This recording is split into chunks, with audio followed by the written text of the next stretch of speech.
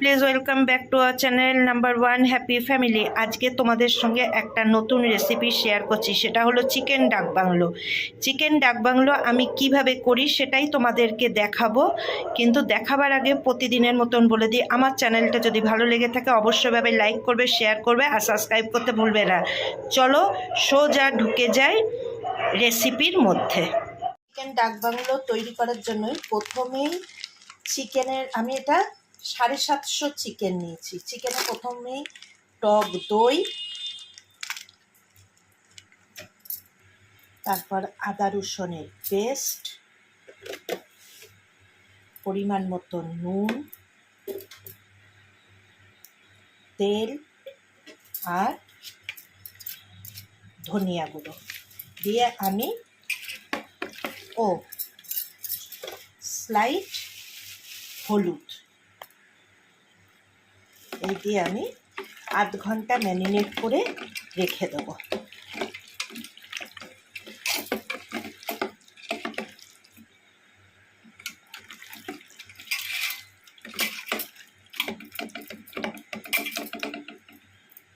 এবারে ম্যারিনেট করে রাখা, আর এইবারে করব হলো ডাক বাংলের মশলা।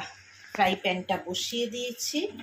এবারে যে মশলাটা হবে সেটা হলো পুরোটাই ভাজা মশলা, এখানে কোনো গুঁড়ো মশলা চলবে না। মানে মশলাটাকে ভেজে নিয়ে তারপরে শিলে বা মিক্সিতে যে যেটা ইচ্ছা বেটে নেওয়া।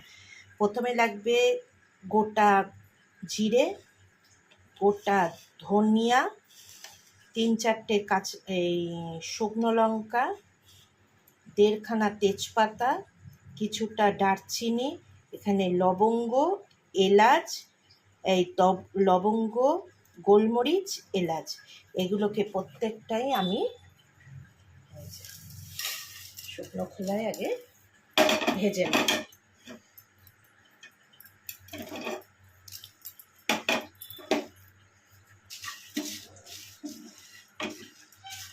আচ্ছা, যতক্ষণে মশলাগুলোটা হচ্ছে ততক্ষণ দেখিয়ে দিয়ে আর কি কোনো পেঁয়াজ আর সব রান্না যেহেতু আমি কাঁচা লঙ্কায় করি, ওই জন্য কাঁচা লঙ্কাগুলো পরে কুচিয়ে নেব। লাগবে হলো ডুমো করা আলু, আর আমি এখানে 3টে সেদ্ধ ডিম নিয়েছি। মোটামুটি মশলা থেকে একটা সুন্দর গন্ধ আসছে, ওইটাকে নাবিয়ে নিয়ে আমি কড়া বসালাম গরম হওয়ার জন্য। আচ্ছা, গরম হয়ে আসলে কড়াটা এবার দিয়ে দেবো তেল,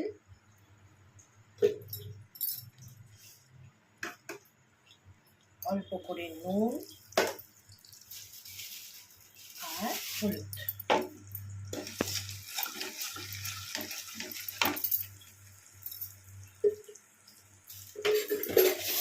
তেলটা গরম হয়ে আসলে আমি একে একে সিদ্ধ ডিমগুলো ভেজে নেব।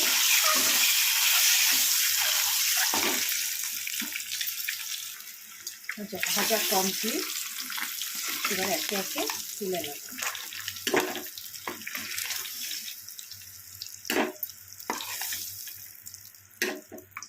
এবার এই তেলেই দিয়ে দেবো ডুমো ডুমো করে কেটে রাখা আলু। আলুগুলোও ভাজা হয়ে গেছে, এবার একে একে তুলে নেব।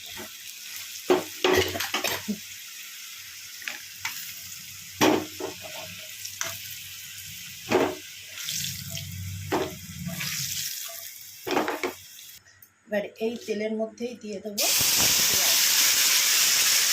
আচ্ছা, এটা একটু ভাজা ভাজা হলে দেব হলো কাঁচা লঙ্কা কুচি, দেব টমেটো পিউরি। আমার কাছে যেহেতু কাঁচা টমেটো নেই, ওই জন্য টমেটো পিউরি দিয়ে একটু ভালো করে রান্না করবো যাতে এর থেকে তেলটা ছেড়ে আসে। আচ্ছা, তেলটা যখন ছেড়ে ছেড়ে আসবে, এই যে তেল আলাদা হয়ে যাচ্ছে, তখন দিয়ে দেবো এই ম্যারিনেট করা চিকেনটা।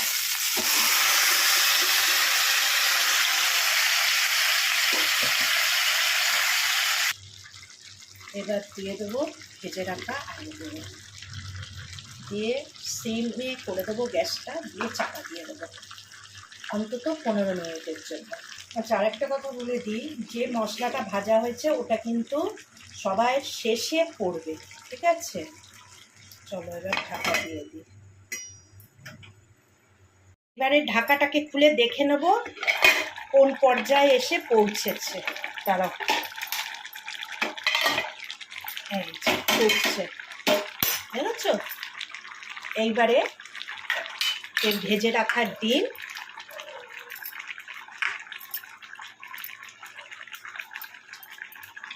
আর যে মশলা গুঁড়ো করে রেখেছিলাম ওই মশলাটা এবারে ছড়িয়ে দেবো।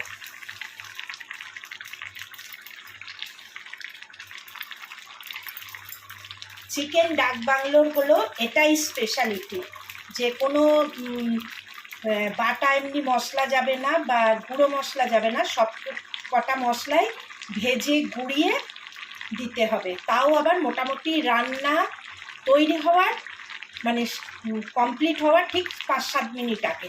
আমিও ঠিক তাই দিয়ে দিচ্ছি। এবার হালকা করে গরম জল দেবো একটুখানি, আর একটু মজে যাবার জন্য, দিয়ে ঢাকা দিয়ে দেবো। এবার অল্প করে দেব গরম জল।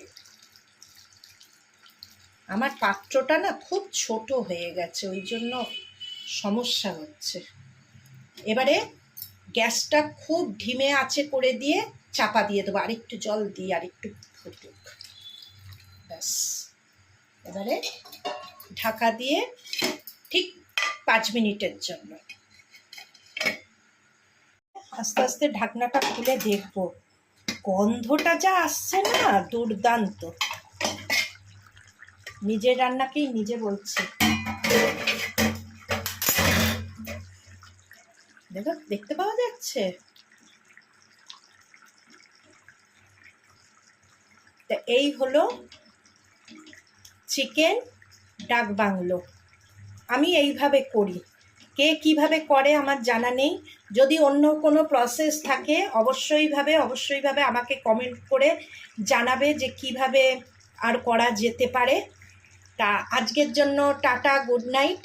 আবার অন্য কোনো দিন অন্য কোনো রান্নার ব্লগ নিয়ে তোমাদের সামনে হাজির হব।